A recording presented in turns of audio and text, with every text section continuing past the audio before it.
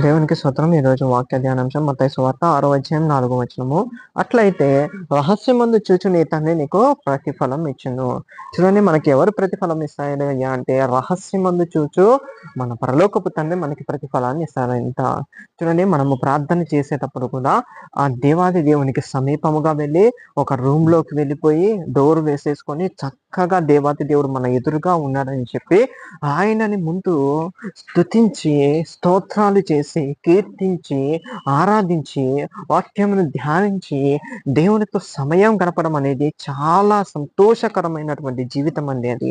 అలాంటి జీవితంలో దేవాది దేవుడు రహస్యంగా మనని చూస్తున్నప్పుడు మన ప్రార్థనలో రహస్యంగా తీసుకొని దేవాది దేవుడు జవాబు రహస్యంగా ఇయ్యడు, కానీ అందరిలో కనపడేటట్లు ఇదిగో నా బిడ్డకి నేను మేలు చేయబోతున్నాను, ఇదిగో అందరి ముందు స్వస్థపరిచి నిలబెడతాడు, అందరి ముందు ఆర్థికంగా ఆశీర్వదించి నిలబెడతాడు.